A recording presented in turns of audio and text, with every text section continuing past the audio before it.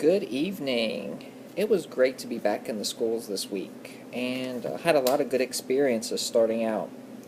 My first day was nothing in comparison to my second, but day one was quizzes, and actually all the blocks, science and including history, and notebook check. So I really just spent the day learning about the students and kind of getting a sense for how my CT worked, his lessons in his day.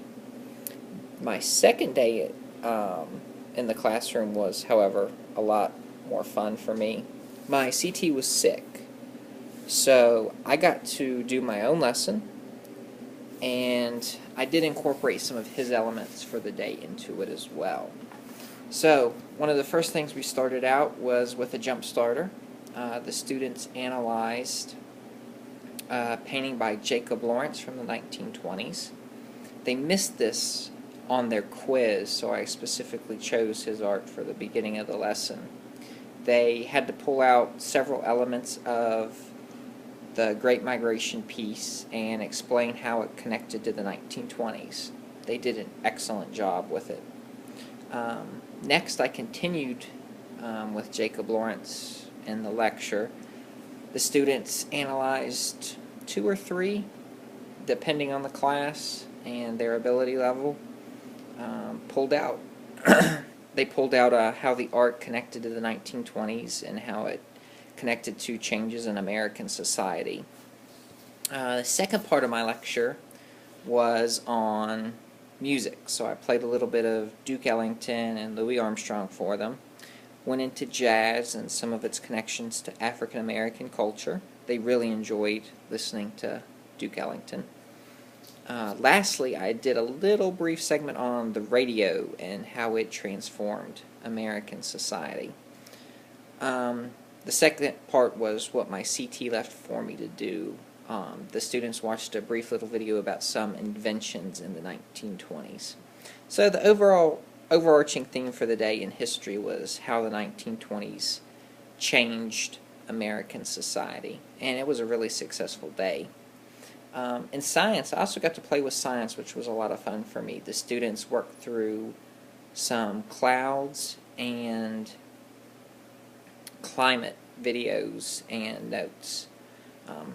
Science is younger students, so I have to be a little more, I have to go slower with them and scaffold the instruction a little bit more. I have to go over some of the questions with them.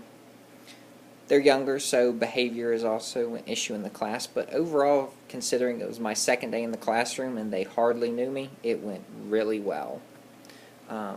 Day 3 was also a lot of fun. My CT is working through what's called a DBQ, a document-based questions frame. And what the students do is they're given, in this case, 5 primary sources on prohibition, and they work through them answering questions, and then there's a scaffolded frame in which they will eventually work to a written paper. It's a really cool layout. It goes through every detail and every step for the students, breaks it down into really simple steps for them. I really like it, and I'm actually going to do one during the Cold War. But on my third day, we went through 4 of the primary source documents with all the students, and my CT let me teach the latter 2 history courses, which I had a lot of fun with. One of the things I've done so much better with this semester is actually getting students to go deeper into their analysis. I was really nervous during the fall semester teaching, and I kind of skimmed.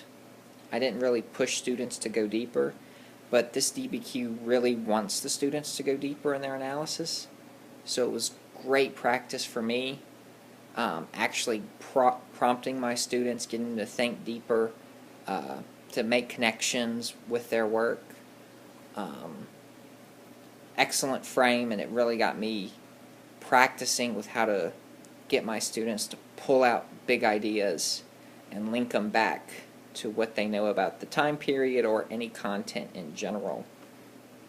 The DBQ itself runs about a week, so my CT and I will be devoting about 2 weeks of our instructional time to running these DBQs and having our students write a paper.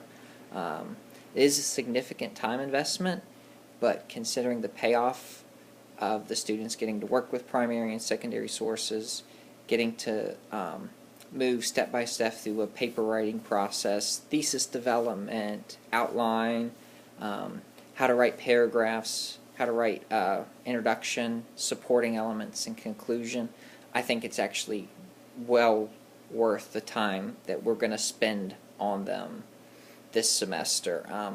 Means we'll have to cut back some of our instruction, but on the other hand, the students come out with a lot of in-depth knowledge about prohibition, and I think our Cold War one's going to be on containment from what we had talked about this week. Next week, I'll be in the school again 3 days, so we're going to continue with the DBQ, and the 1920s unit will be finished after that, and we will get more into the Great Depression and begin starting to think about World War II. Overall, it's a great week. I had a lot of fun, and I'm looking forward to getting to start teaching on my own in the next couple of weeks. Really like working in the classroom I got this semester, and I think it's going to be a lot of fun. So I hope you guys have a great night, and I will post another vlog next weekend.